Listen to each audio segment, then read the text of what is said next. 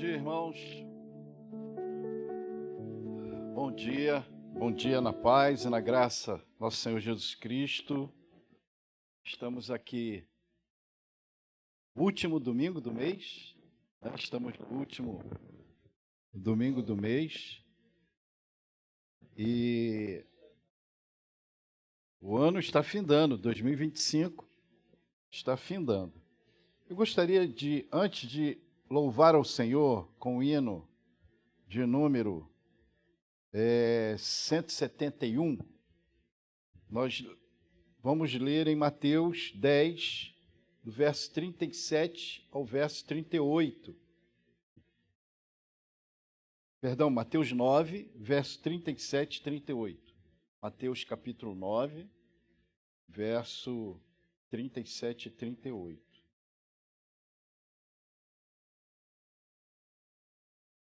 Amém? A minha versão é um pouco...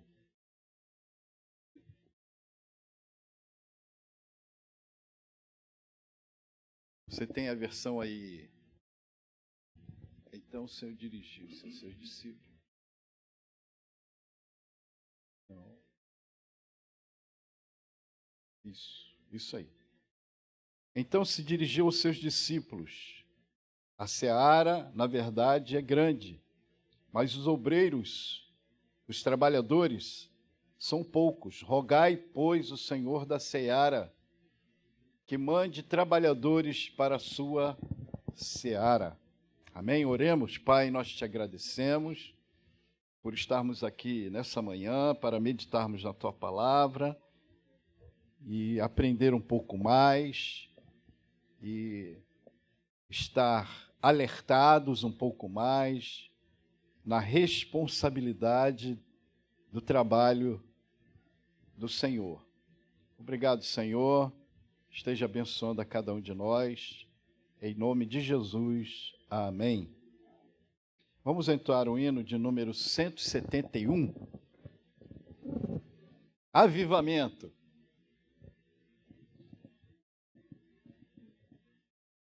Cento e 171. Amém?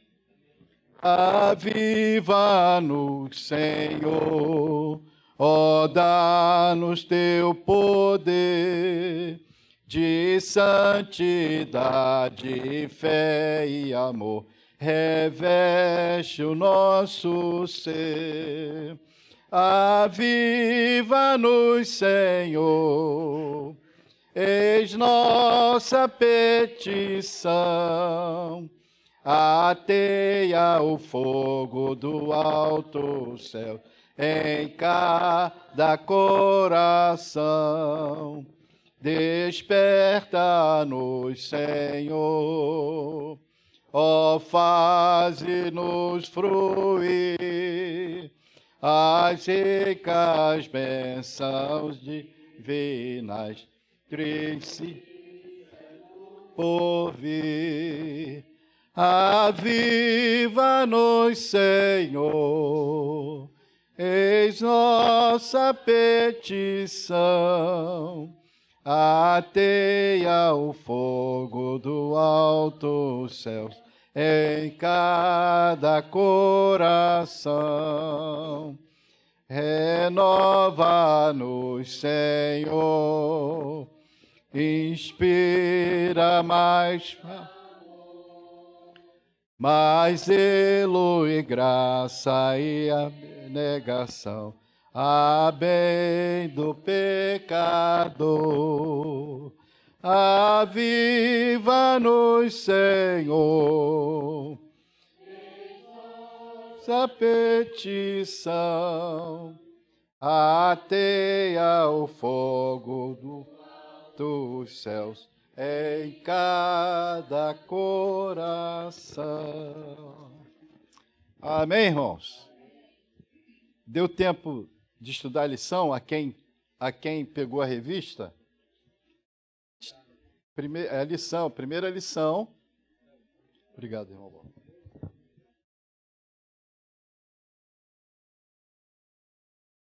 Essa revista, ela tem como tema chamados para influenciar.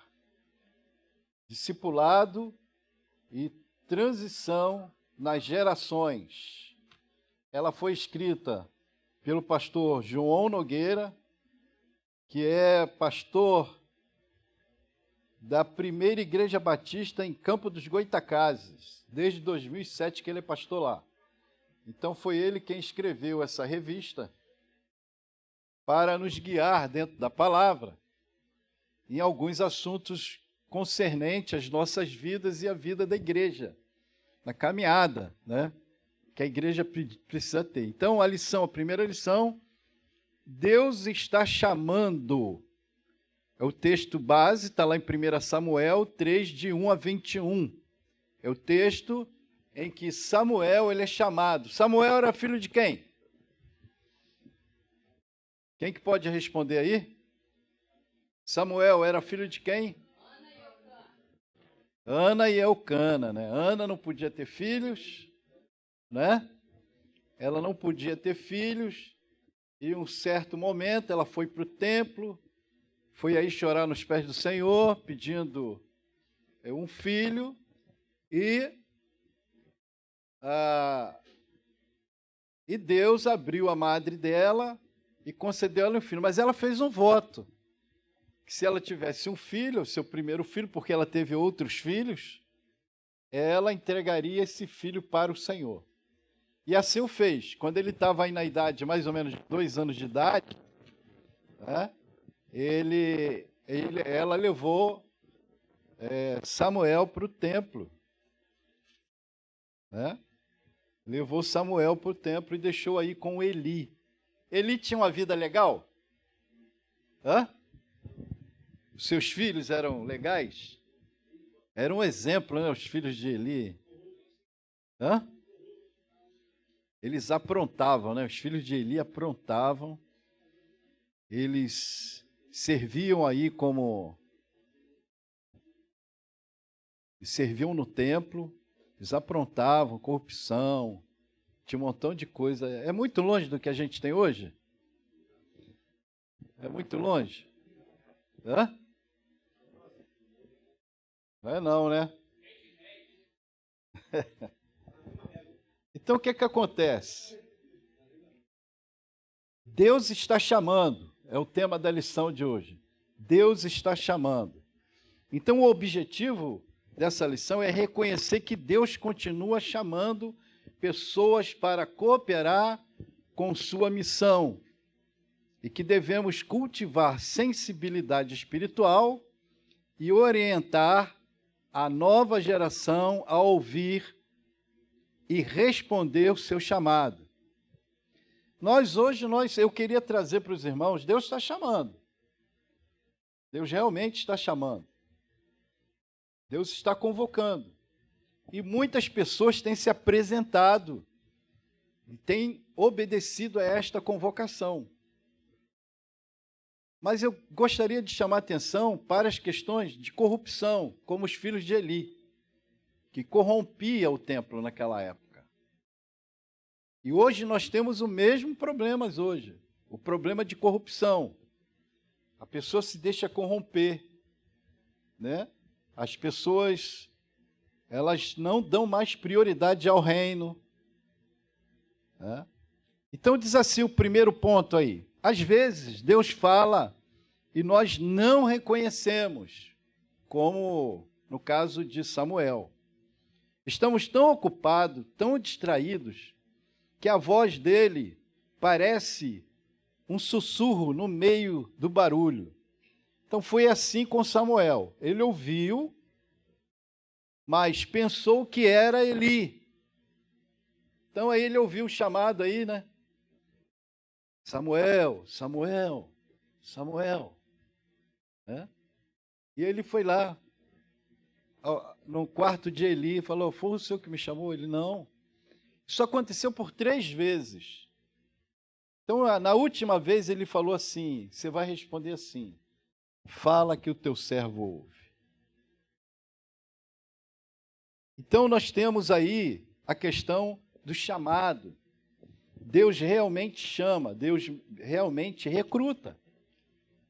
Mas a grande questão hoje com as pessoas que estão sendo recrutadas, né, eles não estão tendo, não que naquela época tinha apoio, mas foram erros cometidos que nós não deveríamos cometer hoje. E o que acontece? Eu fiz uma pesquisa, uma rápida pesquisa. Os evangélicos no Brasil representam 26,9%. Gira em torno de 47 milhões de crentes no Brasil. 47 milhões de evangélicos no Brasil.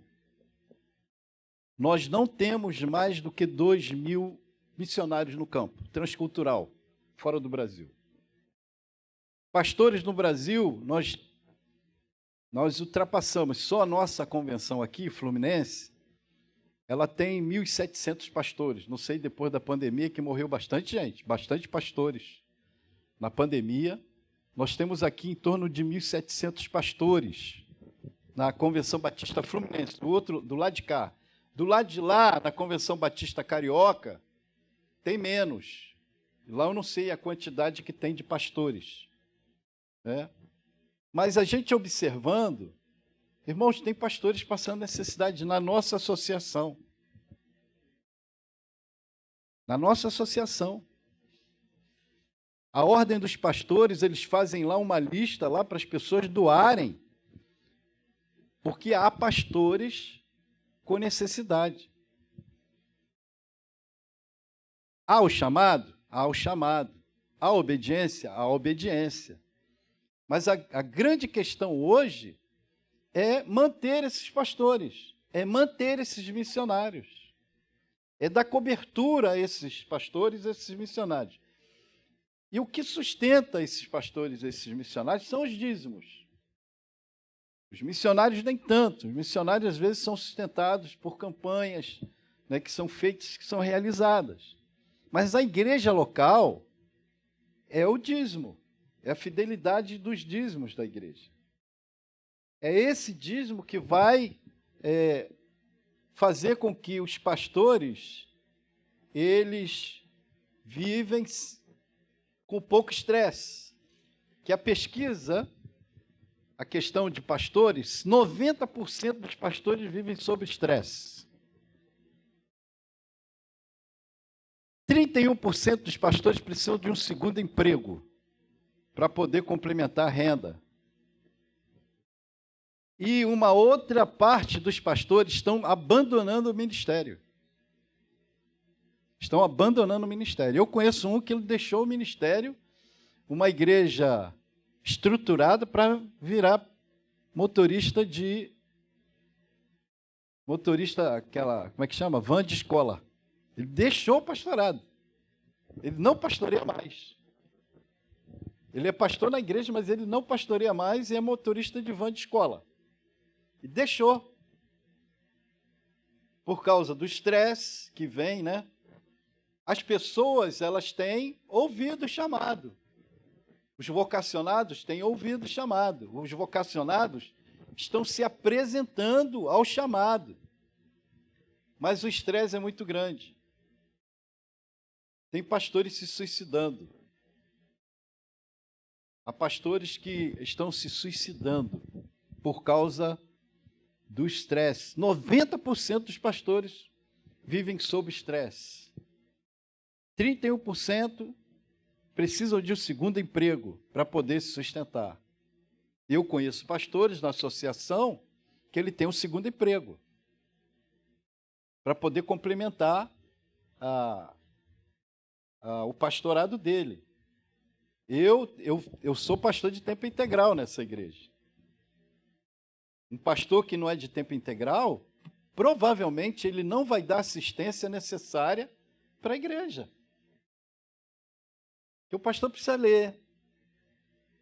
O pastor ele tem o estudo de quinta-feira, ele precisa preparar. Ele precisa preparar a escola bíblica dominical, mesmo que ele não esteja à frente dando a aula, mas ele precisa preparar. Ele precisa preparar a pregação da noite, do domingo. Então existe uma carga emocional muito grande, uma carga emocional grande demais. O pastor ele precisa orar, ele precisa ler livros, ele precisa ler outros livros, né? Precisa ler outros livros, para que ele possa ter uma base para que ele possa montar as mensagens que ele precisa pregar. Então precisa ler, né? Precisa estar lendo. Então será que o pastor, ele de tempo, metade de tempo, não tempo integral, ele consegue pastorear uma igreja? Muito difícil. O que vai sobrar para ele vai ser os domingos, os sábados, né? Aí ele vai ficar deficiente numa área, que é a família, quer dizer, ele trabalha a semana inteira. Aí se dedica aí num horário à noite, no meio da semana. Aí o sábado, que ele precisa estar com a família, ele vai fazer visita, vai correr para fazer visita. No domingo, escola bíblica, pregação à noite. E a família, como é que fica? Então ele vai criar um outro problema. Um outro problema. Eli aqui, ele não soube administrar a família dele. Eli não soube administrar a família. Ele teve problema com os filhos, né? Abraão também não, ele teve problema também com os filhos. Porque Nadab e Abiú, eles pegaram o incensário, né, sem autorização e foram oferecer sacrifício. E o que aconteceu com eles? Nadab e Abiú foram tostados aí. Fogo do Senhor baixou ali, pulverizou os dois. Então, o chamado é uma realidade. Então, o crente, ele precisa, nós salvos em Jesus Cristo, nós precisamos ter uma consciência de chamado, uma consciência, né, de vocação, né? Quem é vocacionado? A igreja reconhecer quem é vocacionado. A igreja reconhecer que a pessoa, ela é chamada. Mas ela é chamada para quê? Geralmente a pessoa termina o seminário, né? Pega ele, consagra pastor. Será que ele é vocacionado ao chamado pastoral? Será que ele não é um mestre? Às vezes ele não é pastor, ele é mestre. Ele tem o dom de ensinar, ele tem o dom de transmitir o ensino, ele tem o dom de transmitir conhecimento. Mas aí pega o indivíduo, pastor, consagra pastor. Deixa eu pegar o microfone. Uma diferença, como que a gente consegue deduzir esse vocacionado e esse mestre? Como que a gente define isso? O mestre? Quando a pessoa é mestre, é pastor? Não. Como que a gente decide isso que o senhor me disse aí agora? Mestre? Como que ele entende que ele é o mestre? Como que a gente faz essa decisão? Então, o mestre, ele se aprofunda. Eu sei que eu sou mestre, eu tenho um chamado para ensinar. Então, o que eu vou fazer? Eu vou me esmerar, né, para dar o meu melhor para ensinar. E como é que eu faço isso? Buscando conhecimento, né? Teologia tem a teologia, o bacharel, tem o mestrado. Bacharel, quando você faz o bacharelado, você recebe ferramentas. Bacharelado é isso. Teologia sistemática, grego, hebraico, você recebe ferramentas para que você possa usar aquilo, tanto para ensinar quanto para pregar. O mestrado é a capacidade de pesquisa. Então, eu tenho que mostrar à banca que eu sou capaz de pesquisar sobre um assunto, né? Por exemplo, eu tenho o tema da minha dissertação seria falar sobre o sacrifício de Jesus Cristo. sobre a morte vicária de Jesus. Então, eu tenho que pesquisar, eu tenho que fazer um trabalho científico, né, buscando a real veracidade das coisas, dos acontecimentos, através da pesquisa. Então, o bacharelado, eu recebo ferramentas. O mestrado, eu demonstro a minha capacidade de pesquisa, que é examinada por uma bancada, geralmente de cinco doutores, que são examinados. Eu tenho, às vezes, tem 40, 45 minutos para você apresentar a sua dissertação. Agora, o doutorado, eu tenho que provar algo inexistente. Né? Tem que provar algo inexistente dentro da Bíblia, teologicamente. Essa capacidade de mostrar a realidade. Por exemplo, eu poderia utilizar teofania. O irmão sabe o que é teofania? Não sei. Teofania é a manifestação de Jesus Cristo no Antigo Testamento. Isso se chama teofania. Então, eu preciso ter a capacidade, na área de pesquisa, buscar uma realidade inexistente ainda, na área acadêmica, e comprovar aquilo. Isso é o doutorado. Então, aí está a diferença de quem ensina, que se esmera, né? Ele não é relaxado naquilo que ele faz, ele precisa se esmerar, tá? Para poder buscar recursos, meios, para poder ensinar e transmitir. Agora, esse mestre ele precisa ter a sabedoria ao transmitir, não trazer, dependendo do público, não trazer assuntos difíceis para a igreja, né? Se eu vier falar aqui, dou um exemplo, tá, irmãos? Os irmãos conhecem Lilith? Hã? A primeira mulher que algumas... Hã? Lilith. Lilith. É que se fala algumas coisas, fala sobre a primeira mulher, antes de Eva. Primeira mulher de Já li Adão. sobre. Agora, vale a pena trazer um assunto para a igreja sobre isso? É um assunto pesado, não vale a pena, não. É um assunto acadêmico, de nível acadêmico, né? Uma coisa assim. Então, não vale a pena trazer um tipo de assunto, ensinar a igreja um tipo de assunto, e que não vai edificar a igreja. Então, o doutor ou o mestre, ele precisa ter a sabedoria também, né? Se a gente traz aqui, por exemplo, um assunto, que Adão e Eva, eles tiveram filho antes do pecado, o que os irmãos acham? Está dentro do assunto do chamado, viu, irmãos? A gente deu uma fugidinha, mas está dentro do assunto do chamado. O irmão precisa saber o que... Adão e Eva tiveram filho antes do pecado? O que os irmãos acham? Hã? Tiveram, irmão? Não. Por que não?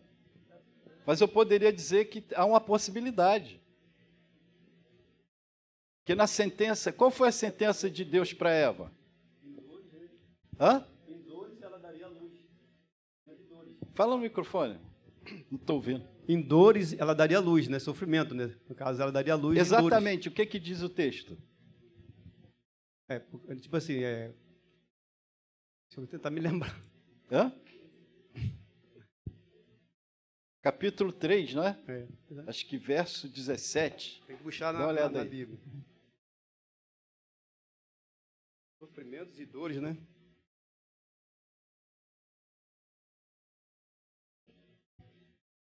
Eu acho que é 3,17. Vê se é isso. Não, aqui é. E Adão disse, visto que E a mulher Adão... disse: multiplicarei grandemente a tua dor e a tua conceição, né? O que está escrito aí? Repete, irmão. E a mulher disse: multiplicarei grandemente a tua dor e a tua conceição, com dores terás filhos, e o teu desejo será para o teu marido, e ele te dominará. Me diz uma coisa, nada vezes nada é o quê? Hã?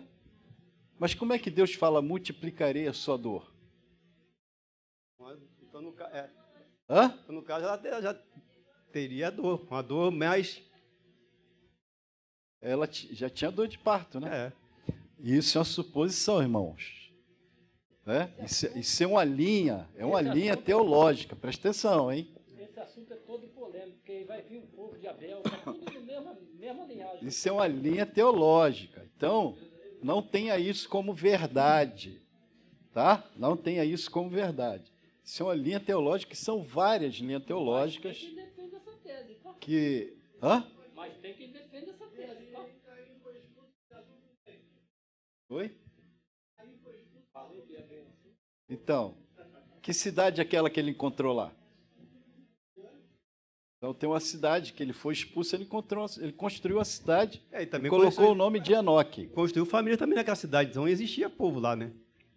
Mas é que a própria Bíblia fala que tem muita coisa que não foi escrita na Bíblia, porque se fosse escrito seria mais de quantos livros, né? Isso é pura especulação. Então não vamos especular. Vamos voltar para o assunto. É assunto muito polêmico. Vamos voltar para o assunto. Então, irmão, esclareceu o que é um mestre?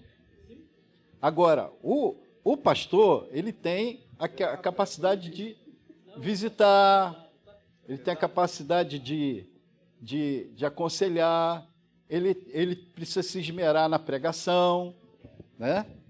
Ele precisa se esmerar, né?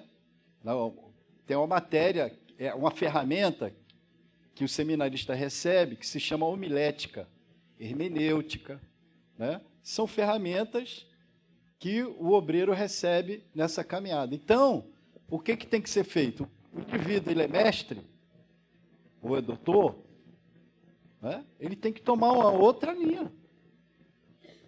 Eu não posso aqui consagrar uma pessoa pastor que ele não é mestre, que ele não é pastor, ou que ele é mestre, consagrar ele. A Bíblia fala, a Bíblia separa bem isso aí. Então, o chamado de Deus existe. E os chamados são vários. O apóstolo Paulo, o que ele fala sobre os membros do corpo? Um é o quê? Você, sendo boca, não pode dizer ao olho, eu quero ser olho. Não é? São dons que Deus dá, que Deus orienta, mas é o Espírito Santo de Deus que dá. O chamado, ele está incluído aí. Samuel, ele foi chamado nessa situação. Samuel foi chamado aí nessa situação. A mãe dele faz o voto, entrega a ele, e aí ele se torna um dos maiores profetas, que consagrou Davi. Consagrou Saul. Não é? Aquele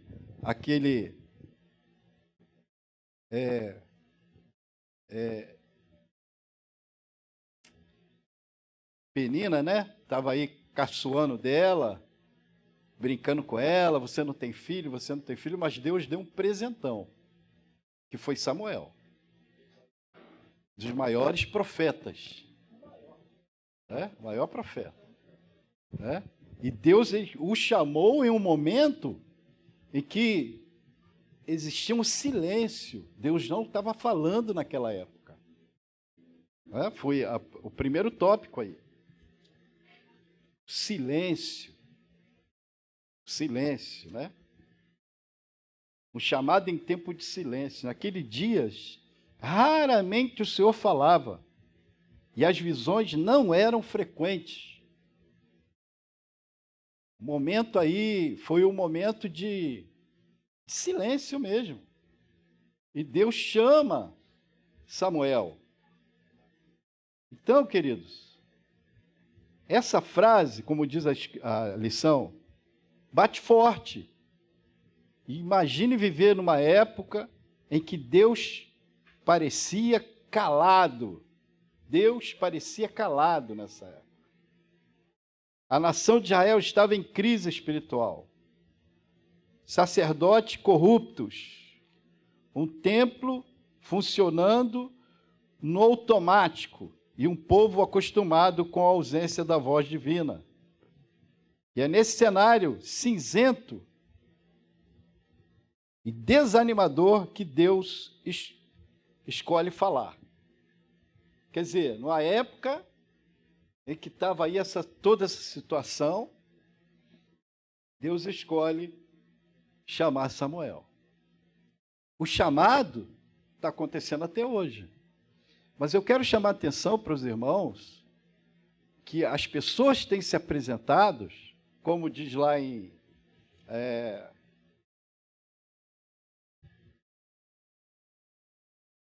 deixa eu pegar aqui, que eu anotei. O texto que nós lemos, em Mateus 9, 37 e 38. Rogai, pois, o Senhor da seara para que envie trabalhadores. O Senhor está enviando trabalhadores. Mas só que tem um problema aí. Quem é que sustenta esses trabalhadores? Isso é um problema desde lá, quando Paulo ele começa na carta aos Filipenses, no capítulo 10, a partir do capítulo 4, a partir do verso 10. O problema desde lá atrás. Paulo ele tinha esse problema. Vamos ler? Filipenses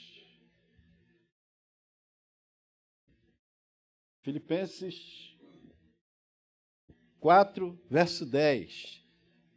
Alegrei-me sobremaneira no Senhor, porque agora, uma vez mais, renovaste o meu favor, o vosso cuidado. Quer dizer, a igreja, e não era uma igreja rica, hein? Essa igreja de Filipenses, ela não era uma igreja rica. Isso significa que a igreja falou assim, vamos continuar te sustentando. Está tudo ok. O qual também já tinhas antes, mas vos faltava oportunidade. Quer dizer, eles já tinham, mas por algum motivo a oferta não chegou na mão de Paulo. Não tinha Pix naquele tempo, né? Não tinha transferência bancária. Sempre ia alguém, né, de barco, ia alguém de cavalo, de carroça, andando a pé, né, correndo um grande risco para levar o sustento de Paulo. Pode mudar. Digo isto não por causa da pobreza, porque aprendi a viver contente em toda e qualquer situação. Pode mudar. Tanto sei estar humilhado, como também ser honrado. De tudo e em todas as circunstâncias, já tenho experiência tanto de fartura como de fome, assim de abundância como de escassez. Tudo posso naquele que me fortalece. Todavia, fizeste bem, associando-vos na minha tribulação. Olha aí. Tem os missionários que esperam isso, que alguém se associe junto a ele às suas tribulações, né? Às vezes o missionário ele precisa de umas férias, às vezes ele não tira férias, às vezes ele precisa de um dinheirinho a mais para comprar uma coisinha boa para comer, uma coisa diferente, às vezes para comprar um presente para os filhos no Natal, né? E às vezes não tem. E o apóstolo Paulo, ele fala justamente isso. E sabeis também vós, ó Filipenses, que no início do evangelho, quando parti da Macedônia, nenhuma igreja se associou comigo no tocante a dar e receber. Se associou comigo ao dar e receber. Senão unicamente vós outros. Só Filipenses que estava aí, na brecha. Não tinha ninguém na brecha com Paulo. Porque até para Tessalônica, mandaste não somente uma vez, mas duas, o bastante para as minhas necessidades. É? Então, o apóstolo Paulo, ele sabia viver na escassez, na fartura, né? Ele sabia viver em tudo pode naquele que fortalece, que nos fortalece. Mas Paulo agradece a igreja de Filipenses. Em Tessalônica era uma igreja que passava necessidade. O apóstolo Paulo estava lá, pregando a palavra. Vamos lá? Tem mais? Acabou? Não que eu procure donativos, mas o que realmente me interessa é o fruto que aumenta o vosso crédito. Recebi tudo e tenho abundância. Estou suprido Quer dizer, hoje eu estou bem. Estou suprido, desde que Epafrodito me passou às mãos o que me veio de vossa parte, como aroma suave, como sacrifício aceitável e aprazível a Deus. Então, Epafrodito? Hã? Põe o som aí que eu não... Falando que isso aí foi o que levou para ele. Foi de camelo, foi de cavalo, não foi Pix, foi ele que levou. E correndo o risco de ser Ser assaltado. assaltado. Correndo o risco de ser assaltado. Porque foi uma quantidade que abasteceu ele. Ele falou, estou suprido. Agora... Ô, pastor, onde eu estive na casa de uma amiga minha, né, de São Pedro, eu sempre falo que ela é espírita, né? E a gente está falando mais ou menos sobre isso aí. Ela estava me questionando, mas quem foi que escreveu a Bíblia? Foi pessoa comum. Aí só a gente está em detalhe. Eu falei assim, a palavra, segundo a Bíblia, fala que Deus, ele, no caso, teve inspiração com as pessoas. Ele escolheu 40 pessoas, né, que escreveu a Bíblia, né? Foram mais ou menos 40 pessoas. Em torno de 1.500 anos. Aí eu falei, e as pessoas não foram, tipo assim, aqui no mesmo bairro onde eu estava morando. Foi pessoas de várias nações. Aí eu falei, e a própria Bíblia, você vê que os assuntos de cada um deles, ele fala do mesmo assunto, que é a vinda de Deus, né? Aí eu falei para ela, por exemplo, você pega um livro de Chapeuzinho Vermelho, a história sempre é a mesma. Você vai ler a mesma história, com a mesma situação. Já a Bíblia não, você lê a Bíblia, cada hora que você lê, até durante o dia, você lê um versículo, ele te fala uma coisa.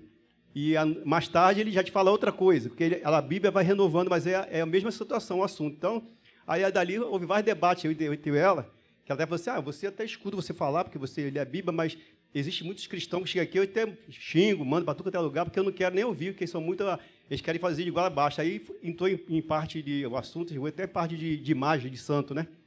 Ela falando sobre a Nossa Senhora Aparecida, eu falei para ela, na época, a mãe das minhas filhas tinha uma lá em casa, na minha casa.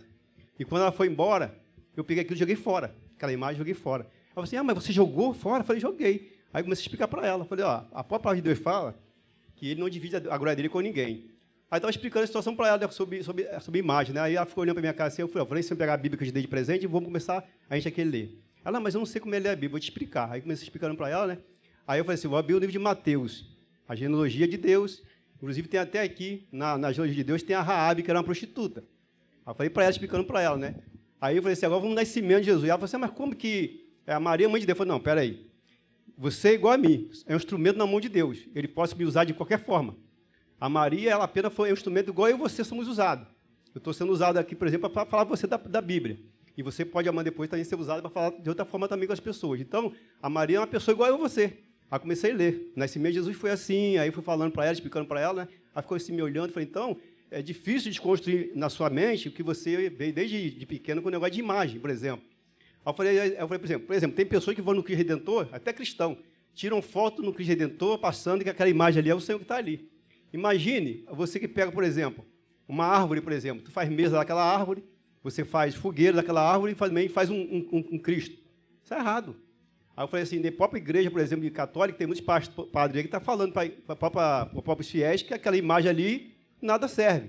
Eu falei, então, para poder desconstruir isso de você é bem difícil, mas eu vou tentando trabalhar aqui. Aí eu fui explicando para ela mais ou menos, ela foi, mas não é porque tem muitos cristãos que chegam aqui na minha barraca, por exemplo, querem falar de qualquer maneira. Eu falei, não, a gente não pode ser agressivo. Eu, por exemplo, eu estou aqui, desde que cheguei na sua casa, você está falando da sua coisa espiritual, eu estou escutando numa boa. Não estou te criticando, não estou não querendo um assunto, estou te ouvindo, e agora você me deu a oportunidade de falar para você da palavra de Deus, eu vou pegar a Bíblia que eu te dei lá em cima e vamos ler um pouco aqui. Aí comecei a falar com ela, e ela ficou me olhando assim e tal. Inclusive, ela até, como fez a redução de estômago, ela come muito pouquinho. A gente estava almoçando com ela, assim, ela falou, isso aqui eu não vou comer tudo. Eu conversando com ela, ela limpou o prato. Falei, tá vendo? A minha presença aqui foi tão importante que você se alimentou, comeu toda a comida, e cheguei aqui, você está com o semblante triste, você já está até sorrindo. Então, tipo assim, e eu fiquei feliz que ela falou, estou 5 meses sem fumar. Falei, que legal. Agora, a partir de agora, você tem que parar de beber. E aí eu vou trabalhando com ela. Então, ela tem essa na mente dela, que ela acha que a Bíblia foi assim, qualquer um escreveu a Bíblia. Então, como é que você pode provar isso tudo? Falando, eu provo na Bíblia. Porque você não tem o costume de ler a Bíblia. Então, você tem que ler. Aí eu fui explicando para ela os livros que ela podia ler, para poder ela ficar mais formalizada com a Bíblia, né? Então, foi um momento ali importante. Então, assim como ela, muitas pessoas ficam até difícil de você falar da palavra de Deus e ela achar que a Bíblia foi escrita por qualquer pessoa. É tipo assim, eu falei assim, imagina assim, você reúne na sua casa, você, mas no caso, foi uma 40 pessoas aqui, escreveu um livro. Tudo bem, só, aí é um livro que a gente escreveu. Agora, a Bíblia foi de pessoas de vários lugares. Até falei sobre a Babilônia, por exemplo, né? Que o povo queria fazer uma torre até o céu, então Deus confundiu de todo mundo ali, que hoje a gente vê essa confusão de línguas, né? Da situação toda. Então, ela, para poder desconstruir aquela crendice daquela cultura dela, se torna difícil, mas não é impossível para Deus. É isso aí. A questão toda é as pessoas acreditarem, ter fé. Né? E a cada vez mais, enquanto passar os anos, a fé de muito vai esfriando. As situações vão mudando, a tecnologia vai avançando e as pessoas vão esfriando a fé. Sendo que isso não pode influenciar a minha fé. Não pode influenciar. Mas a gente vê aqui a questão de Eli. Ele não tinha problemas de governar os filhos. Mas ele, como discipulador, ele foi um bom discipulador para Samuel. Isso significa que a pessoa ela tem um problema na família, não significa que ela não tenha capacidade de discipular. A família do irmão Edson tem problema. Não significa que o irmão Edson não tem capacidade de discipular se a família dele está com problema. Isso não afeta, né, a questão dele. Então, aí no último ponto do segundo assunto de Eli e Samuel, no último parágrafo, diz assim: a nova geração precisa disso. Precisa de gente que, mesmo imperfeita, caminhe juntos, compartilhe a história e aponta o caminho. O discipulado entre gerações não é feito de heróis, é feito de encontros, de pessoas comuns que ajudam outras e ajudam as outras a ouvirem o que talvez não ouviram sozinha. Não ouviriam sozinha. Então, o discipulado, irmãos, às vezes nós esquecemos de fazer discipulado. Aí fica esperando a igreja fazer uma classe de discipulado. Classe de discipulado não existe. Não há classe de discipulado. O discipulado é pessoal. É você sendo exemplo para o seu discípulo. É você orientando o seu discípulo. Então, o discipulado é isso. Jesus, ele escolheu 12. Elias, ele escolheu quem? Hã? Hã?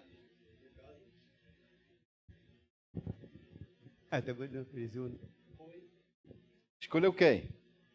Elias. Eliseu. E Eliseu estava onde?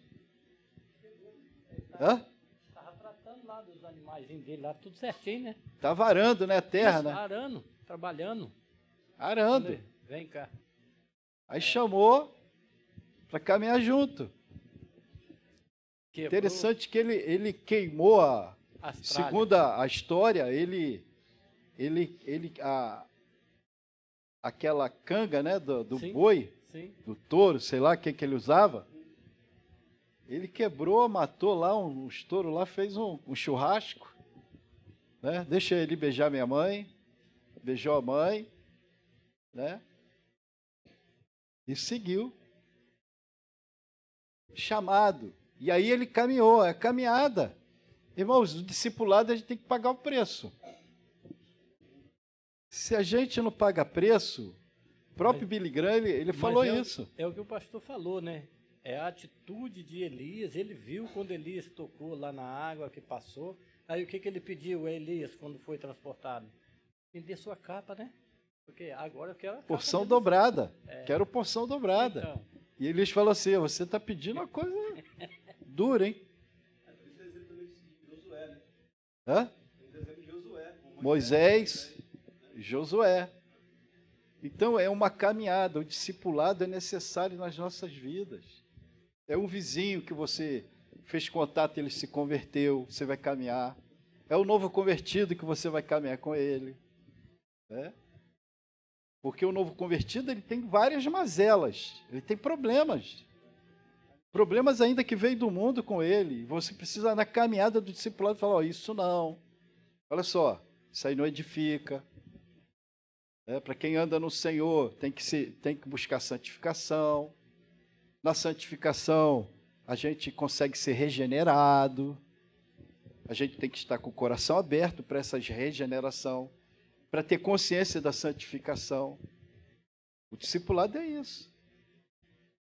Jesus com 12 aí, e aí caminhando aí 3 anos, hein? Um trai, vende Jesus por moeda de prata. O outro nega Jesus. Né? Você vê, com 3 anos de caminhada. 3 anos de caminhada. Então vale a pena? Vale. No Senegal, o primeiro convertido que eu estava andando com ele, mentiroso que só. Mentiroso. Rapaz, para lidar com ele não foi fácil. Não foi fácil, não. Aí eu tive que falar com o rapaz, olha só, o pai da mentira é o diabo. Ele abriu o olho assim. É? Eu falei, é. Eu sou filho dele. É.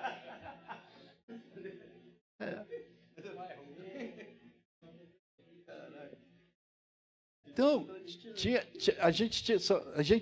eu tinha que caminhar com ele, né? Assim, ó. E hoje, irmãos, ele vai ser consagrado pastor da igreja lá no mês de abril. A igreja que eu plantei, a igreja que eu construí, ele vai ser o pastor consagrado lá agora. Mansur Diata. Né?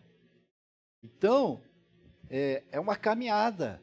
Se a gente não tem essa caminhada de discipulado, né, todos nós temos fraquezas em algum lugar. E essas fraquezas, elas precisam ser trabalhadas à luz da palavra de Deus e diante do Espírito Santo de Deus, que convence o homem do pecado, da justiça e do juízo. Todos nós somos falhos em algum local. Né? Pode falar, pastor.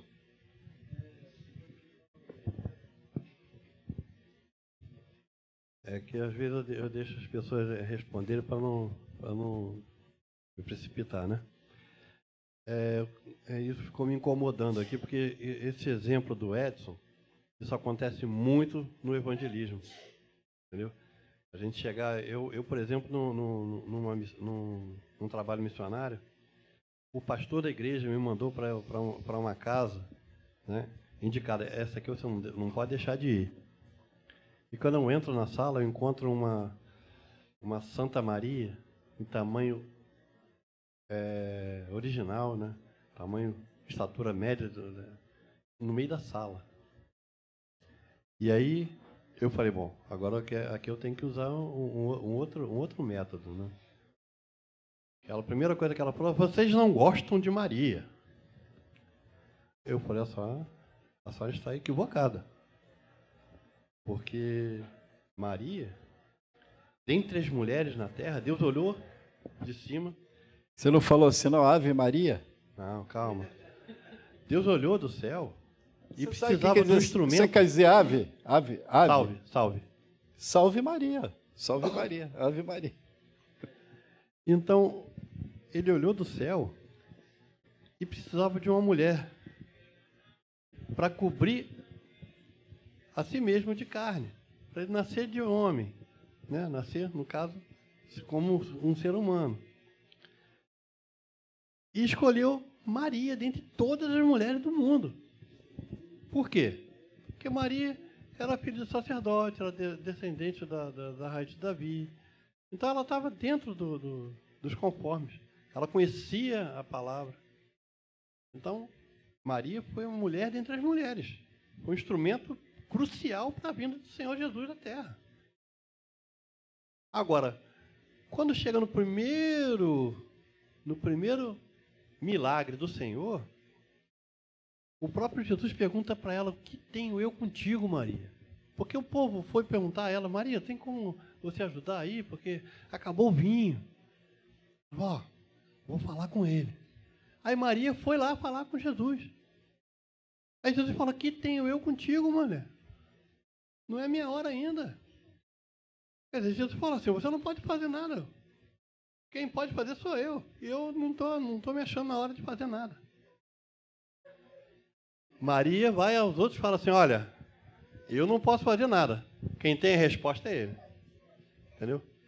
Então, isso está lá no início do capítulo, segundo capítulo de João, que é a boda de Caná.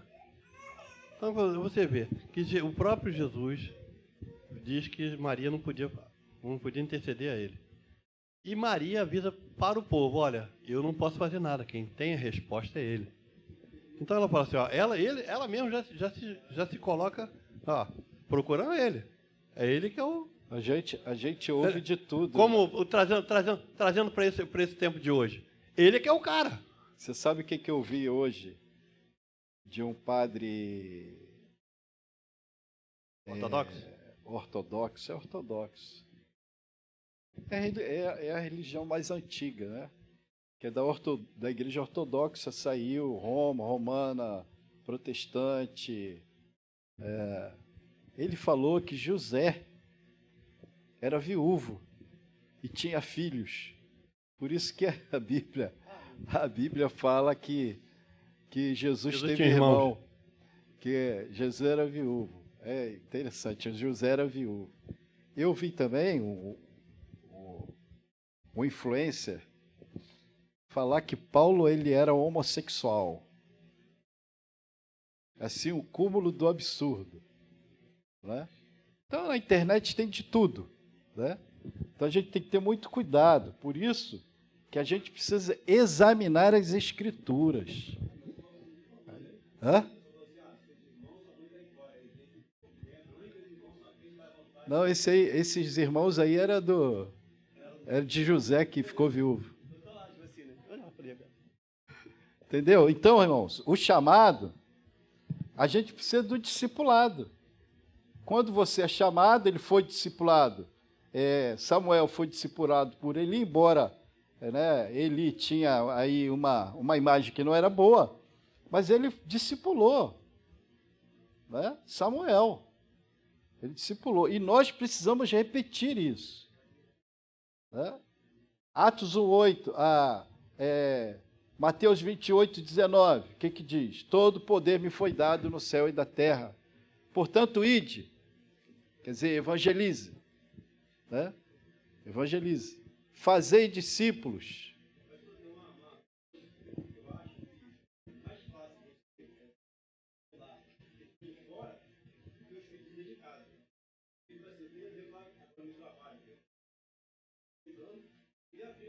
O microfone para o...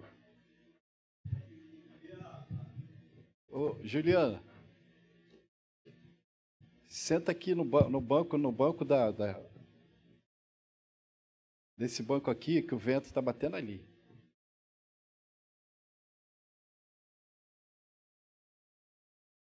Não, da irmã... Aí.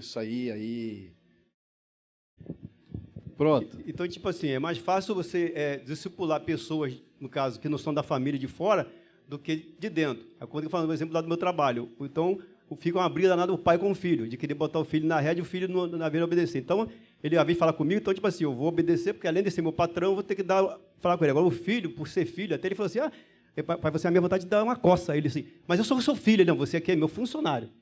Então, para você discipular uma pessoa de fora, a pessoa vai te dar mais atenção, vai te ouvir. E dentro de casa, vai ter aquela brincadeira, a pessoa não vai querer levar a sério, então fica difícil. Eu vejo até com as minhas filhas em casa. Eu vi falando com elas, elas ficam... Você fala que é evangelização. De discipular também, evangelizar também, no caso, pegar a pessoa. Então, a pessoa vai falar para você, mas quando você era do mundo, você também fazia essas coisas também. Aí até você explicar para essa pessoa, não, eu também fazia, mas estou procurando não fazer mais, estou procurando melhorar. Como o Mãe falou, nós somos falhos. Aí eu falei, eu falo assim, gente, por mais que eu vou querer acertar, eu vou errar. Porque eu vou achar que eu estou fazendo certo, eu vou fazer errado. Então, se torna difícil até, e nessa caminhada, nós também estamos discipulados, porque também estamos aprendendo. E às vezes tem momentos que eu quero discipular uma pessoa, mas a minha maneira de agir no mundo é diferente. Eu tenho que ser discipulado até na minha postura. A maneira de eu falar, de eu andar, de eu comunicar. Às vezes eu quero falar para a pessoa da sua Bíblia, falar que foi bonito, mas eu não quero falar aquilo para mim. Eu não quero colocar aquilo na minha vida. Eu quero andar da maneira que eu acho que é correto de andar. Tem exemplo. Tem exemplo. Então eu tenho que ter exemplo, não só em falando, mas em agindo na minha vida. Mostrando para a pessoa, às vezes, eu até calado, eu consigo transmitir aquilo que eu falando eu não conseguiria.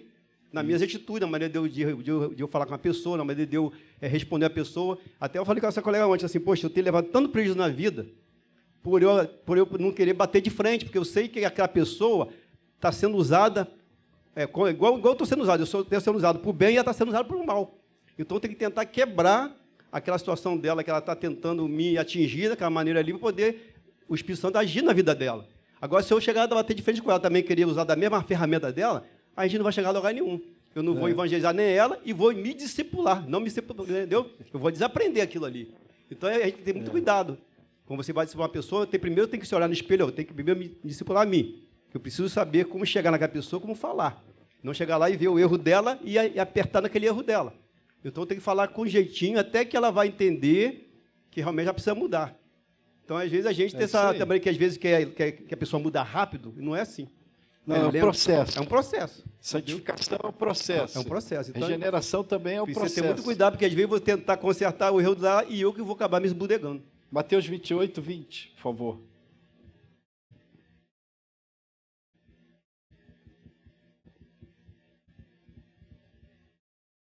É 19.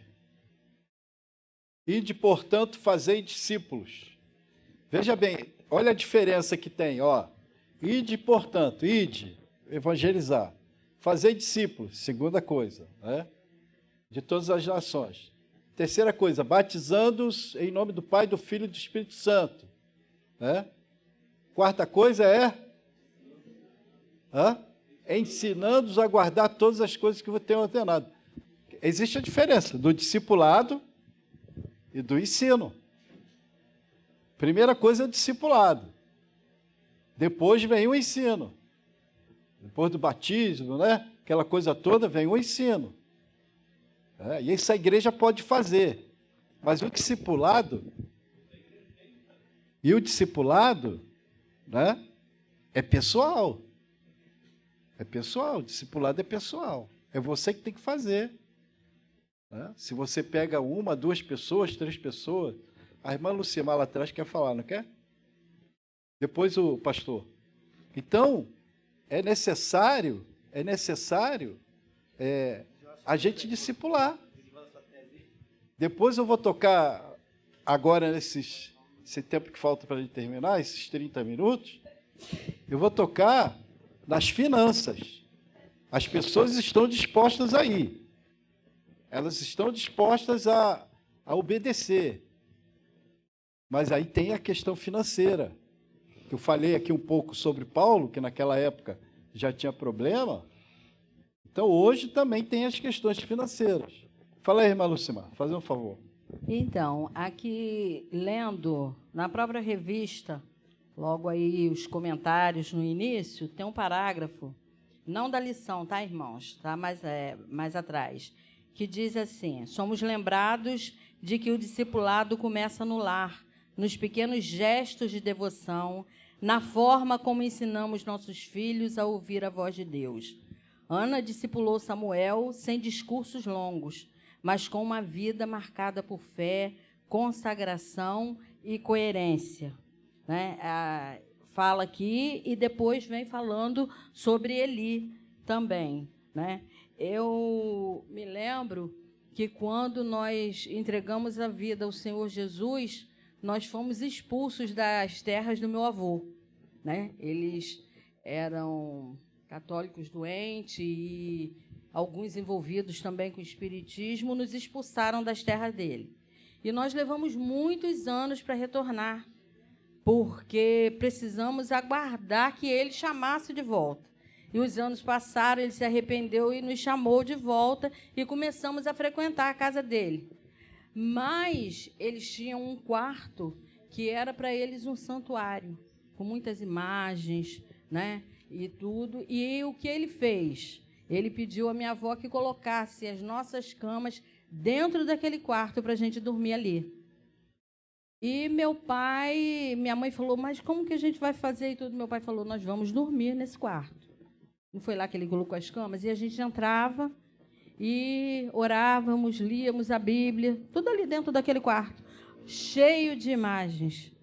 Porque nós não poderíamos chegar e pegar as imagens e sair jogando pela janela. Mas o tempo passou e como esses dias a irmã Ana Paula estava falando ali, a palavra de Deus também fala, né? Quem convence é o Espírito Santo. Nós fomos dando testemunho e eles começaram também a observar, né, a vida que vivíamos e falando do Evangelho, demonstrando através de ações, atitudes, o Espírito Santo foi trabalhando e eles jogaram tudo aquilo fora e entregaram a vida ao Senhor Jesus. E hoje, lá nas terras, tem uma igreja que foi doado um pedaço das terras para que fosse construída uma igreja lá naquele local. Então, nós precisamos fazer a nossa parte, não é? Chamar a responsabilidade para a gente, como Paulo chamou, né? Ser de meus imitadores, porque eu sou de Cristo.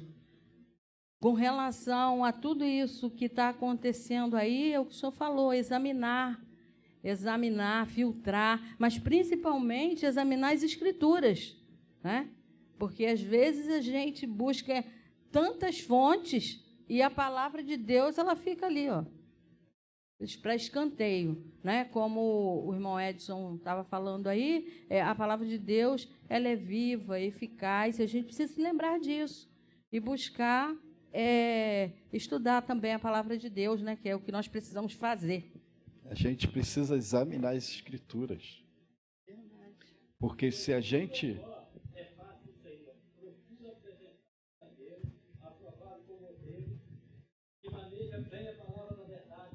vergonhar. 2 Timóteo 2,15. Simples assim. Passa ali para o pastor. Voltando lá, senhor, como o pastor comentou ali, que Tira um pouco do grave do microfone do pastor aí. uma das coisas que é necessário ao crente, não é só ao pastor, Isso. mas ao crente, é ensinar. Ensinar. Por quê? Quando entra um novo convertido, quando uma pessoa se converte aqui, ele é nosso irmão mais novo. Então, aquela palavra que diz lá em Provérbios 22, versículo 6, ensina o menino no caminho que deve andar, e até quando envelhecer não se desviará dele, é uma obrigação não só nossa com as nossas crianças, como nossa com os novos convertidos também. Não é só para a família, é para a família eclesiástica também. O novo convertido é o nosso irmão mais novo, é o menino. É o menino que chegou agora na nossa família, entendeu? Então, essa consciência que nós, como cristãos, devemos ter. Por exemplo, chegou um visitante na igreja, o pastor está pregando, e você vê que a pessoa não tem uma Bíblia, você mostra para ela na sua Bíblia, acha lá o versículo, bota lá. Agora já tem a nossa mídia aí que mostra, mas o mais interessante que eu aprendi, o pastor Newton me ensinou, é mostrar no livro. Você mostrar na Bíblia para a pessoa, aqui, ó. Porque está ali mostrando ali, mas a pessoa não sabe se aquilo ali é Bíblia. Está lá R-A, N-A-A, não sei o que lá em cima, lá, mas, entendeu? A pessoa que está chegando agora, ela não tem consciência. Você mostrou no livro santo, na Bíblia para ela, é interessante. Você dá esse suporte, entendeu? Aqui, ó. Tá aqui, tá na Bíblia. Entendeu? É isso aí. É um suporte Perfeito. forte para. E é a consciência que a gente precisa ter. Como crente, nós precisamos de entender que o novo convertido é o nosso irmão mais novo. É o menino que precisa ser ensinado no caminho que deve andar. O que diz Atos 1:8? Põe aí para gente.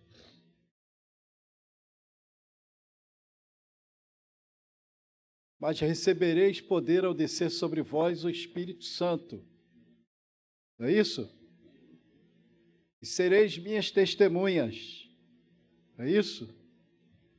Tanto em Jerusalém como em toda a Judéia e Samaria e até aos confins da terra. Você recebeu o Espírito Santo? Você recebeu? Hã? A gente está colocando em prática esse versículo? Hã? Hã? Ah, não acredito que tem poder. Se nós recebemos o Espírito Santo de Deus, na verdade, existe uma deturpação, né? Quando se fala de receber o poder, né? Acha que é coisa assim, estrambulante, você vai ficar o negócio, vai ter uma reação no corpo, né? Não, receber o Espírito Santo é uma coisa, foi promessa, né? Foi promessa lá atrás, né? Os jovens, os velhos sonharão, é isso, ou os novos sonharão? Os idosos sonharão, os jovens terão o quê?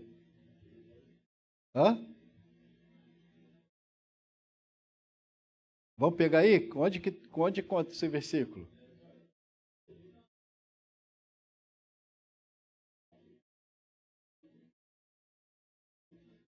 Tem um hino que fala assim: os que confiam no Senhor, como águias subirão.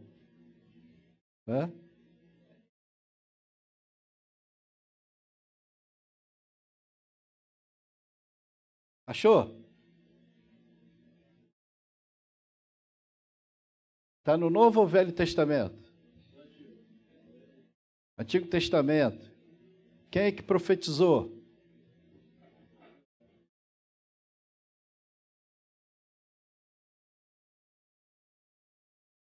Dá uma gulgada aí, ó. Joel, profeta Joel. Põe o microfone lá para a irmã. Onde que está, irmã? Para a gente acompanhar aqui. 2, versículo 28. Isso. O Senhor diz ao seu povo: depois disso, eu derramarei o meu espírito sobre todas as pessoas. Os filhos e as filhas de vocês anunciarão a minha mensagem. Os velhos sonharão e os moços terão visões. Aí, é uma promessa de Deus. Então, o Espírito que foi derramado sobre o quê? Sobre toda a carne. Aqueles que creem em Jesus Cristo receberam o Espírito Santo. Existe uma separação de dom espiritual, de dons espirituais e a vinda sobre o Espírito Santo, o derramamento do Espírito Santo. Uma coisa é você ter dom de visão, dom de língua, falar em línguas estranhas, ou falar em línguas idioma, né? Dom de cura, milagre, maravilhas, isso é dom. Lógico que é o Espírito Santo de Deus que dá, a qualquer um. Mas é necessário o quê? Que a pessoa precisa crer, aceitar o sacrifício de Cristo na cruz, né? E converter o seu coração.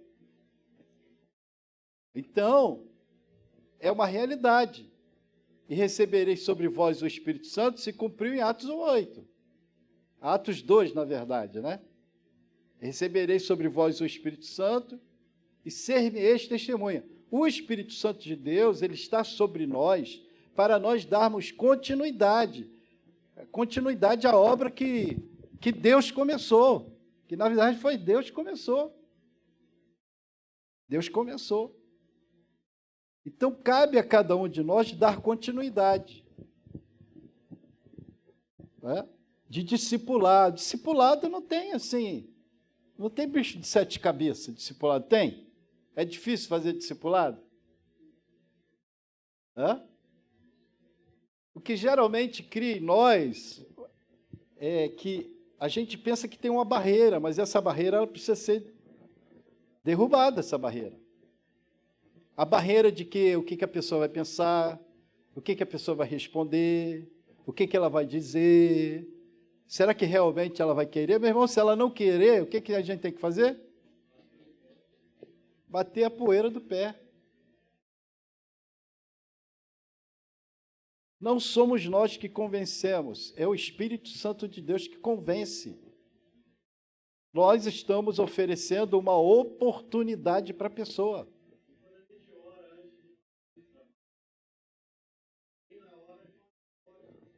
Trabalha.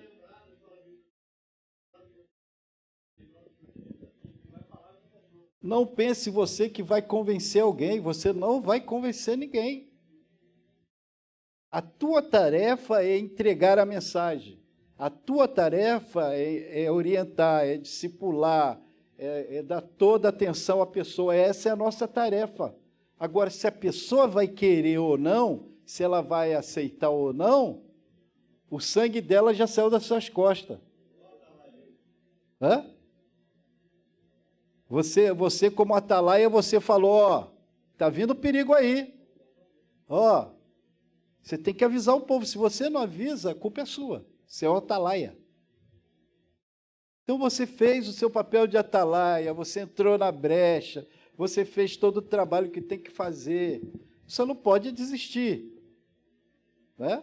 Mas tem que continuar. Continuar. Tem que continuar orando. A oração é a melhor coisa que tem. A oração, ela muda a rota, ela muda sentido, ela transforma através da oração, irmãos. É oração, intercessão, interceder. Mas nós, como igreja, nós precisamos fazer esse papel. Culto de missões não existe, viu, irmãos? Culto de missões não existe. Porque todo culto ele precisa ser o culto missionário. Todo culto ele precisa ser culto missionário. Ele precisa ter esse apanhado. A gente crê que no culto, no acontecimento do culto, enquanto o culto está acontecendo, os louvores, a pregação, pessoas estão sendo curadas, pessoas estão sendo salvas. A gente precisa estar no culto com essa mentalidade, com essa visão de que o Espírito Santo de Deus está aqui, que Deus está operando no nosso meio, Deus está realizando milagre. O pastor virou pentecostal agora. Oh, glória, aleluia.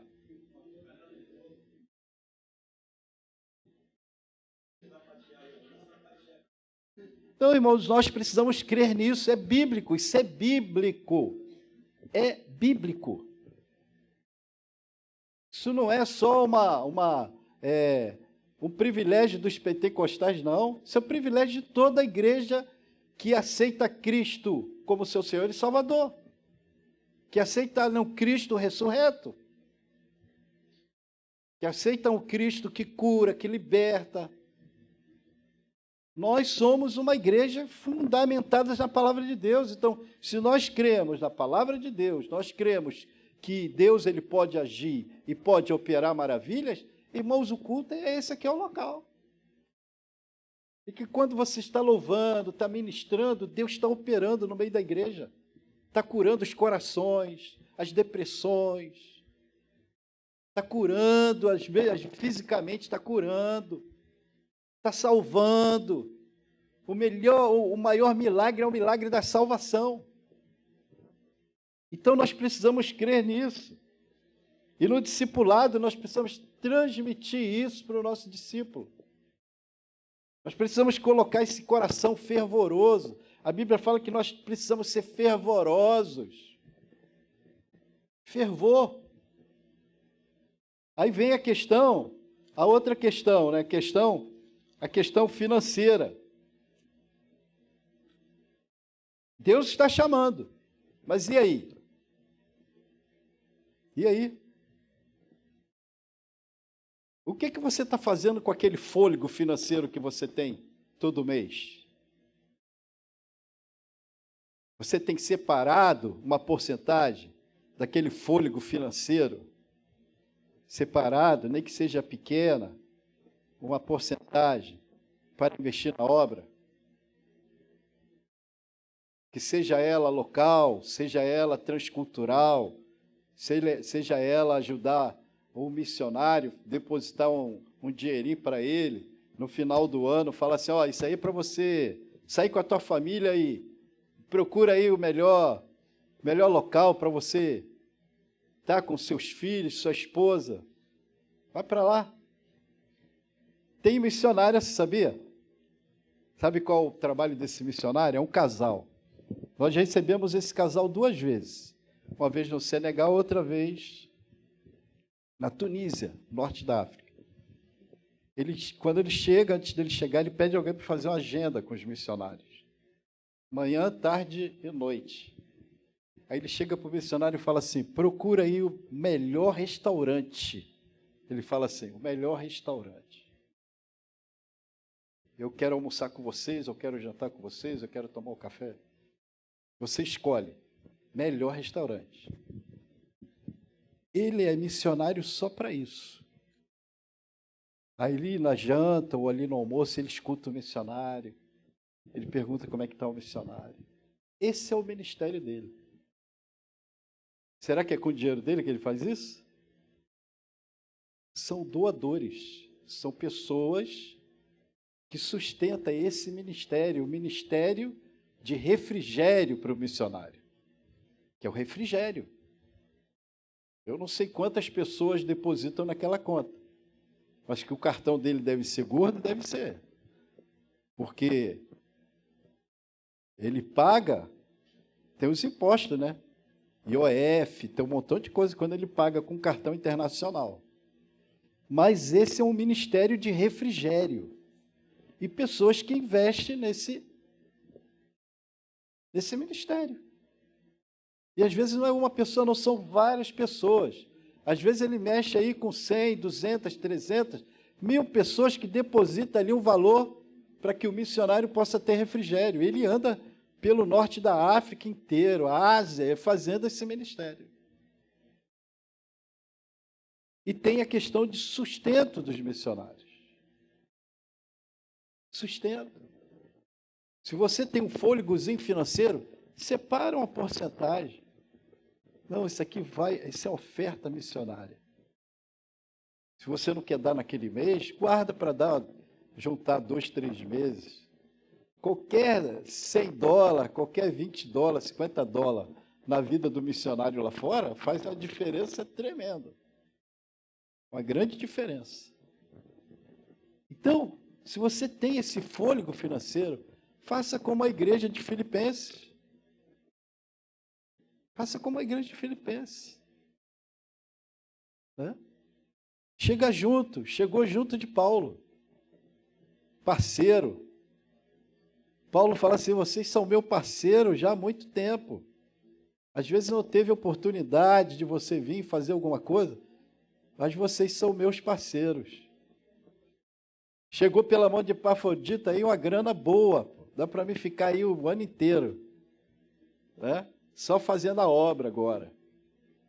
Então, nós precisamos estar atentos a isso também, irmãos. Porque não é só evangelizar, não é só discipular, mas também sustentar financeiramente. Né? Sustentar financeiramente.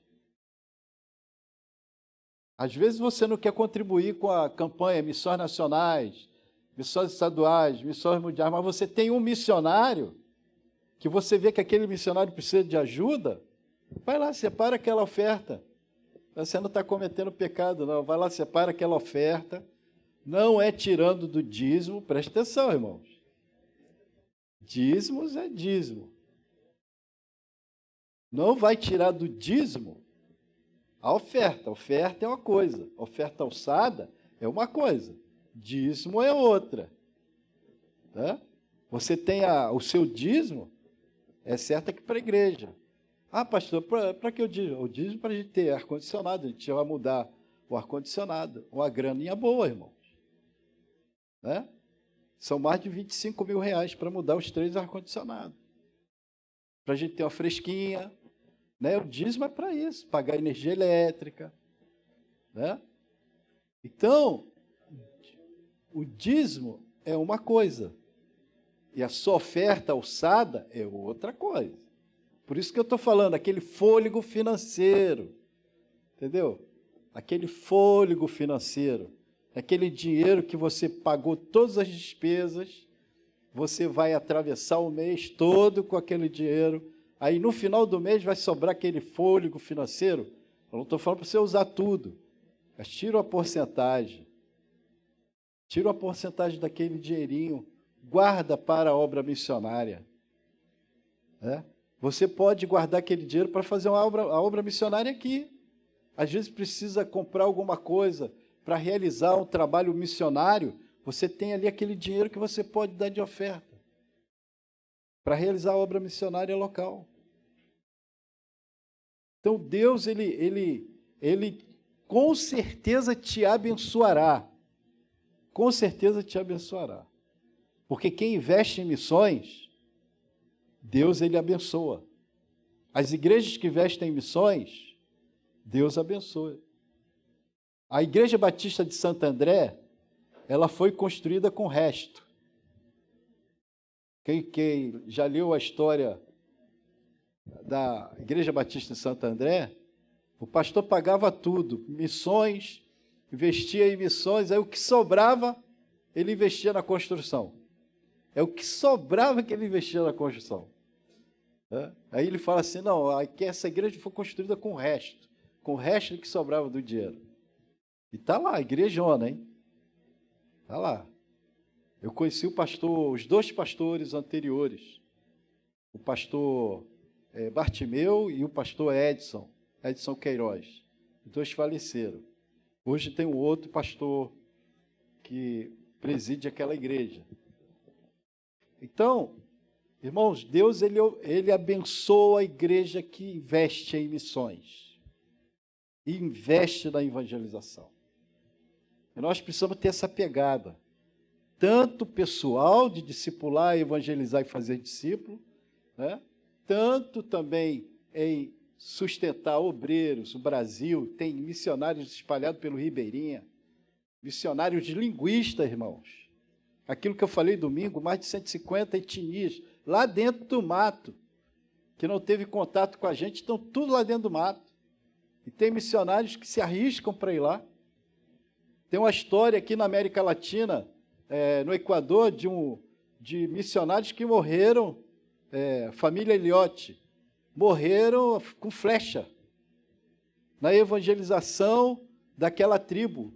E, por final, a esposa continuou o trabalho e os assassinos do marido e dos outros missionários se converteram. História aqui, América Latina. Então, há tribos indígenas dentro dessa mata aí, Amazonas, tão grande, né, que é quase a metade do Brasil. Tem ainda tribo indígena lá que não teve contato. Nem contato, né, com o povo de fora, que a gente chama de civilização, né? Então, muita obra para fazer, irmãos. Por isso que ele fala, os obreiros são poucos. Né?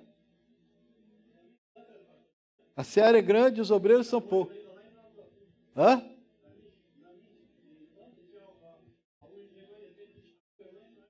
Aí. Então, por aí, irmãos. É a obra que a gente precisa fazer, né? Se a gente calcular esses 40, calcula para mim aí, 47 milhões, 48 milhões, quem que tem uma calculadora aí?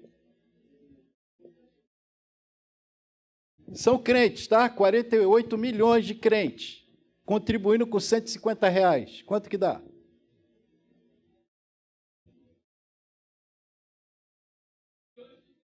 Sete quanto? 7 bilhões? Olha aí. Será que realmente a gente está fazendo a obra missionária? Será que realmente a gente está sustentando os nossos obreiros? A estatística diz que 90% eles estão em crise. 30% eles estão deixando o ministério dividir com outras coisas. Oi?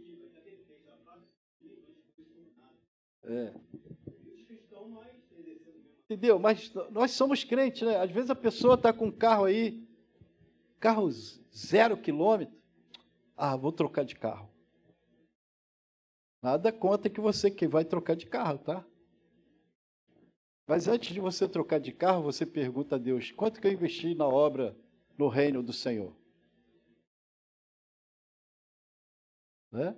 Não estou falando de rico, não. Às vezes a pessoa tem a sua geladeira. Ah, minha geladeira tem 15 anos, 20 anos, vou trocar.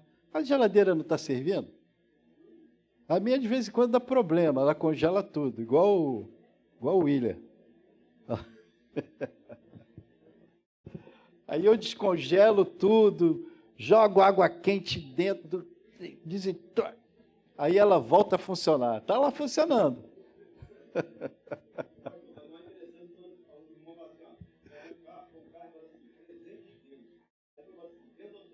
Vendo ou troco.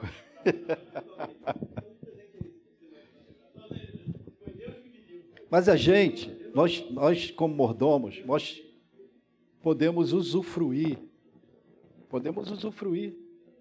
Né? Podemos usufruir. Mas a gente precisa pensar no reino. A gente precisa pensar no reino. O que a gente está fazendo pelo reino? Você viu? R$150. 48 milhões. 8 bilhões, irmãos. 8 bi. É muita grana, irmão. Dá para sustentar quantidade de missionário aí. Hã? Para sustentar quantidade de pastores em suas igrejas. Não é? Pastores sem crise. A irmã Jamile queria falar? Pode falar, irmã. Pode falar, não. Então, queridos, essa é a realidade do chamado. A pessoa é chamada, mas a gente esbarra. Olha só, tem um treinamento em São Paulo, eu vou dar aula no treinamento. Tem quase 30 candidatos ao campo missionário. Sabe quantos missionários saem para o campo transcultural? Quando a gente fala transcultural fora do Brasil, havia 5 missionários que estão lá em treinamento. E o restante? Não consegue sustento. Não consegue sustento por falta de visão, por falta de visão de expansão do reino de Deus. É triste, é uma situação muito triste, né? Mas é uma realidade hoje. Onde está parando esses... Irmão Gustavo, veja se você acha um vídeo aí no YouTube, Situação do Mundo, fazendo um favor. Aí você vai ver o mundo A, mundo B, mundo C. Para onde que está indo o dinheiro do mundo A, do mundo B, do mundo C? Se você puder encontrar aí no YouTube, Situação no Mundo. É um videozinho. Vídeo rápido. Oi? O Marcos Grava, que está lá na Igreja Batista de Santo André. Marcos Grava. Achou?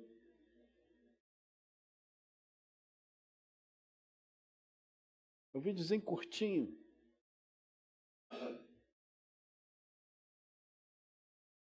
Vê uma série de outros vídeos, pastor. Não sei se é o vídeo que o senhor... tem um nome, alguma Situação referência? Situação de evangélicos no mundo. Vai mudando.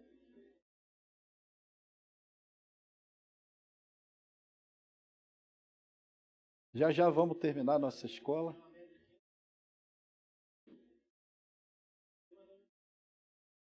Oi?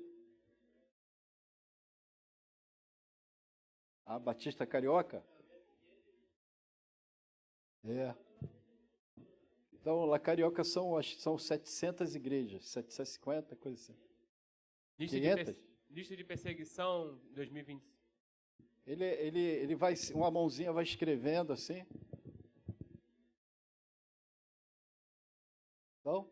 Não, aqui tá puxando para a lista de perseguição de cristãos. Conhece situação mundo A, mundo B, mundo C. Situação mundo A, mundo B, mundo C.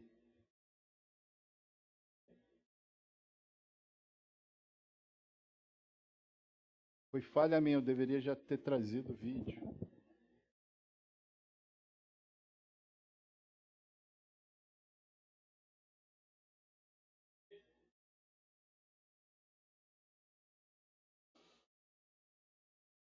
Acho que eu já passei esse vídeo aqui, não passei não?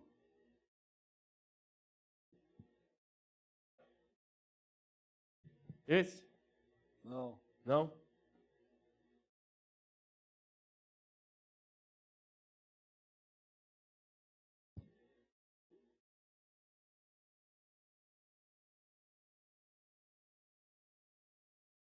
Mundo A, mundo B?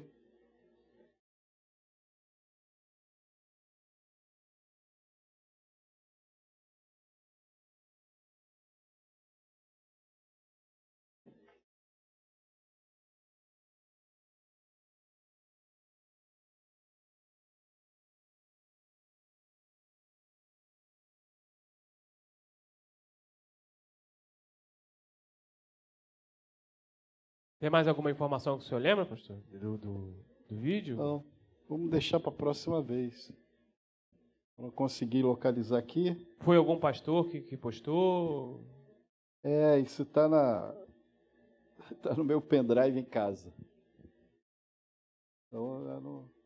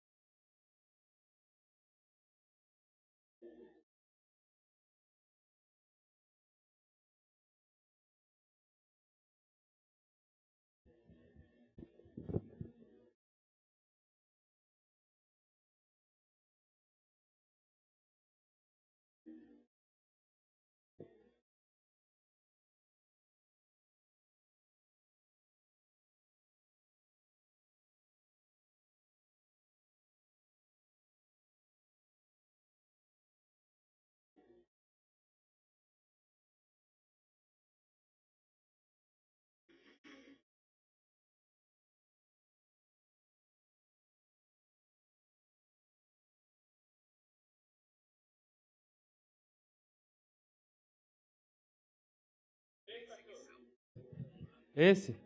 Esse aí. Peraí. Sua esposa salvou. Que a nossa missão é ir e fazer discípulos de todas as nações.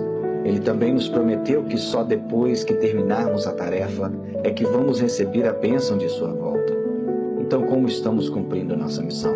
Para responder, devemos primeiro classificar os 7 bilhões de pessoas na Terra hoje em 3 grupos para decidir onde enviar os missionários.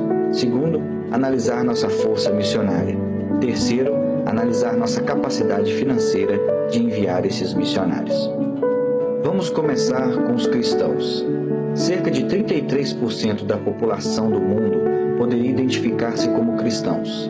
Nós chamamos este segmento da população Mundo C, C de cristão. É importante lembrar que nem todas as pessoas que se enquadram no Mundo C são verdadeiros crentes em Cristo.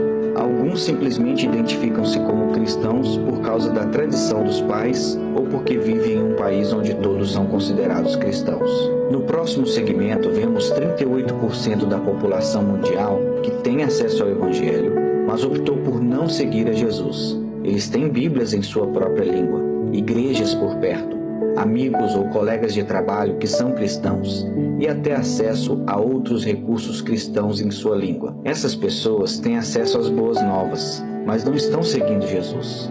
Este segmento da população é chamado Mundo B. Isso nos deixa com 29% do mundo. Pouco mais de 1 em cada 4 pessoas neste planeta nunca ouviram falar de Jesus. Eles não têm nenhuma chance de ouvir as boas novas de Jesus Cristo. Eles não têm acesso ao Evangelho. Não existem Bíblias em sua língua. Não existem igrejas. Não existem crentes por perto. Nenhuma chance de aprender sobre Jesus. Nós chamamos esses 29% de Mundo A. Agora vamos analisar a força missionária. Apenas 1 em cada 1.800 cristãos no Mundo C decide servir como missionário transcultural.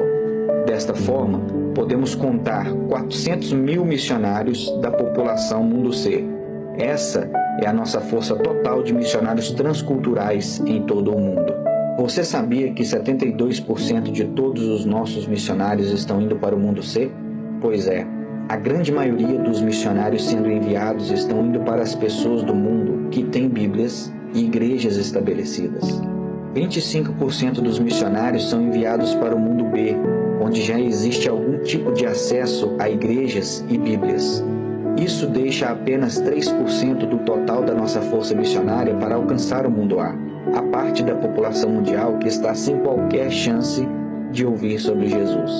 29% da população mundial não tem nenhuma chance de ouvir o Evangelho e ainda estamos enviando apenas 3% de nossos missionários para alcançá-los. Vamos analisar agora nosso poder financeiro. Anualmente, todos os cristãos do mundo C ganham um total de 42 trilhões de dólares. E juntos, eles ofertam cerca de 700 bilhões de dólares por ano para a causa de Cristo. E isto inclui tudo: organizações cristãs, igrejas, juventude, missões e etc. Você pode fazer a matemática? Menos de 2% da renda cristã está sendo ofertada para a causa de Cristo. Dos 700 bilhões doados a todas as atividades cristãs, apenas 45 bilhões são investidos em missões específicas. Isto é um pouco mais de 6%. Na verdade, há mais dinheiro relatado como roubado da igreja a cada ano do que é doado para missões. Lembra daqueles 400 mil missionários? Temos 45 bilhões de dólares para apoiar a eles e o trabalho transcultural que eles estão fazendo. Mas como exatamente está sendo alocado? Bem, 39 bilhões de dólares vai para o mundo C a cada ano. 87% do dinheiro de missões está sendo enviado para o mundo cristão, onde há Bíblias e igrejas disponíveis e as pessoas já estão seguindo a Cristo. 5,4 bilhões, ou 12%, vai para o mundo B a cada ano. Aqueles que têm acesso à mensagem do Evangelho, mas o rejeitou. Isso deixa apenas 450 milhões de dólares, ou seja, 1% de todo o dinheiro de missões vai para o mundo A, onde existem os povos menos alcançados do mundo. Para colocar isso em perspectiva, anualmente americanos gastam mais dinheiro em trajes de Halloween para seus animais de estimação do que cristãos enviam ao mundo A para a causa de Cristo. Para resumir, apenas 3% da nossa força missionária, apoiada com apenas 1% de doações missionárias, está saindo para alcançar os 2 bilhões de pessoas que não têm acesso ao Evangelho. 2 bilhões de pessoas ainda estão esperando as boas novas de Jesus Cristo. Então aqui vai uma pergunta para você. O que você vai fazer para mudar isso?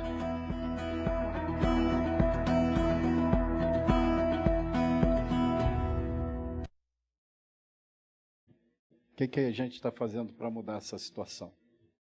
Né? A gente precisa fazer pouco, mas a gente precisa fazer alguma coisa. Né?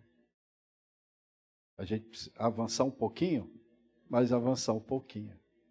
Você vê que a conta que a gente fez aqui dava 8 bilhões, e só os evangélicos brasileiros. Né? Só os evangélicos brasileiros. Né? Mas você vê internamente as igrejas, né? Aqueles que são chamados, que obedecem aos chamados, passando necessidade. Passando necessidade. Eu conheço um pastor, né? Que a situação dele ficou tão ruim que ele teve que arrumar um emprego numa padaria. A questão toda não é ele arrumar um emprego, é digno. O trabalho dignifica o homem. Mas a questão toda é o chamado, ele obedeceu o chamado. E o que está acontecendo hoje com as igrejas que não olham pela situação dos seus pastores? Aquilo que eu falei, há erros também de consagração. Né? Consagrar pastor direto e às vezes ele não é vocacionado para aquilo. Né? E às vezes por privilégio que eles têm, às vezes por influência, aí aquele pastor que ele não tem chamado, assume uma igreja. Aí arrebenta a igreja, que eu já vi aqui em São Gonçalo. Hein? Igrejas arrebentadas por pastores que não têm chamado ao pastorado e arrebentaram a igreja. A igreja de 150 pessoas caiu a 10. Eu fui pregar lá, estou falando que eu fui pregar. Eu fui pregar. Eu preguei de manhã e à noite. Se à noite tivesse mais 15 pessoas, é muito. Mas a igreja tinha 150 membros. Colocaram um pastor sem ter vocação, o cara arrebentou a igreja, depois que arrebentou a igreja, foi embora.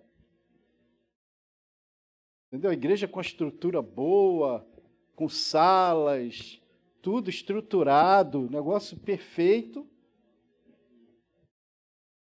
E aí? Existem esses fatores também, que às vezes os pastores que são vocacionados estão sendo deixados de lado, porque não tem influência, ninguém exerce influência por eles, né? E às vezes existe a política, o pastor está balançando a cabeça ali. Hã?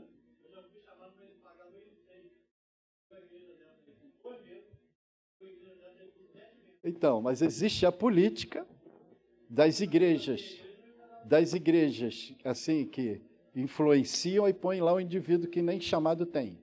Ele só foi ordenado a pastor, consagrado a pastor, e está aí o problema. Então é isso, irmãos. Deus chama, Deus está chamando, né? Mas a gente precisa ter a visão de poder manter e poder honrar esses pastores que estão à frente das igrejas, né? Dando para eles honra, né? Porque isso aí tira o pastor da crise, tira o pastor de muitas situações, né?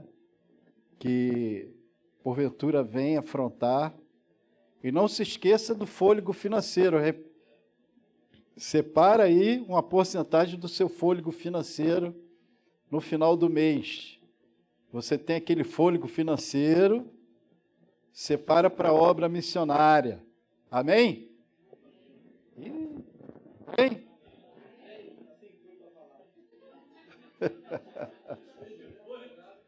Está sem fôlego para falar? Mas é isso, irmãos. Quando Deus fala que Ele é dono da prata e do ouro, o que Ele está falando? Onde que está esse ouro e essa prata? No nosso bolso. Está no nosso bolso. Ele é dono do ouro e da prata.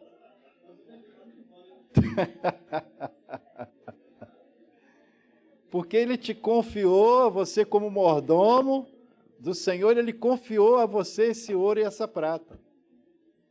Né? Então, são vários fatores que a gente entra no assunto, mas Deus continua chamando. A próxima lição fala sobre a fé começa em casa. Irmão, estuda isso, por favor. A fé começa em casa.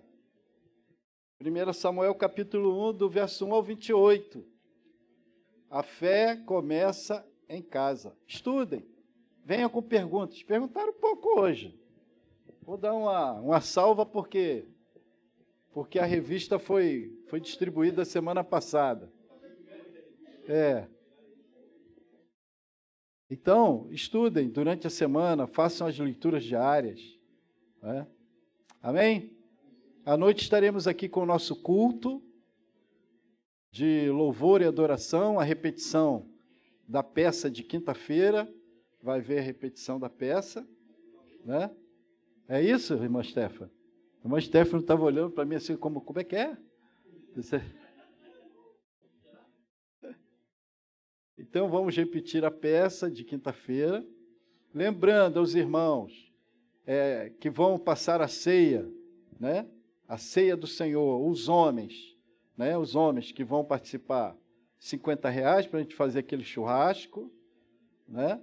E as irmãs aí trazer um prato salgado, um prato doce, né? Para a gente procurar a irmã Adriana. A conta está lá, né? Está no grupo, né? A conta para depositar os R$50 está lá no grupo.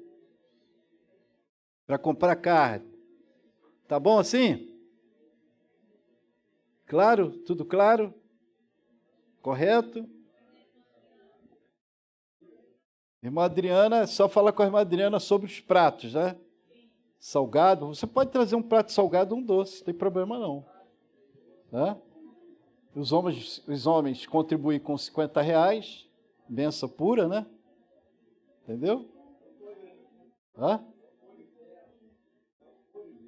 É o fôlego. Não, não é o fôlego, não. O fôlego é para missões. E que não é dízimo. E que não é dízimo, é oferta alçada, oferta. A porcentagem separa para a obra missionária. Amém? É isso aí. Você vai ver como que Deus ele vai abençoar muito mais essa igreja como ele tem abençoado se a gente se dedicar um valor para missões. Não é? Eu tenho vários missionários para a igreja apoiar. Tem centenas. Oriente Médio, Norte da África. Entendeu? Só lugar bom. Só lugar muito bom. Né? E missionários que estão no Amazonas, né? Aquele calor. Você está sentindo esse calor aqui? Os irmãos não sentiram o calor da Amazonas, da linha do Equador. Hã? Que é o mesmo calor de Guiné-Bissau, é o calor da linha do Equador. Irmãos, para dormir, sem luz,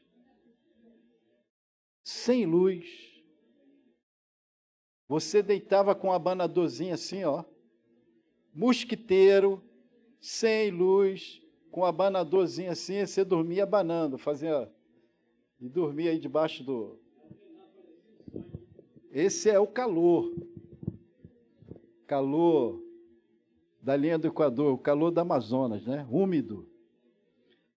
Então vamos te colocar de pé, irmãos, vamos terminar. São 11h07. Vocês vão ensaiar agora? O pessoal vai ensaiar e aproveitar o tempo. É isso aí. Vamos orar. Pai, nós te agradecemos por esse momento que tivemos aqui diante da tua presença. Obrigado, Pai. Obrigado pela tua misericórdia e o seu favor. Que sejamos não somente ouvintes da tua palavra, mas que sejamos praticantes. Que a nossa euforia, que a nossa alegria, Senhor, ela possa refletir aquilo que nós estamos realizando pela tua palavra, pelo teu querer e o teu reino. Nos ajude, Senhor, nessa caminhada. Não é uma caminhada fácil, Pai, mas pelo teu Santo Espírito nos dando força e coragem para avançarmos, ó Deus, na tua obra. Senhor, em nome de Jesus, nós te agradecemos. E que nós possamos ser, Senhor, doadores, pessoas que investem na sua obra, tanto em Jerusalém, como em toda a Judeia e Samaria e até os confins da terra. Que possamos investir na tua obra, Senhor, que é necessário.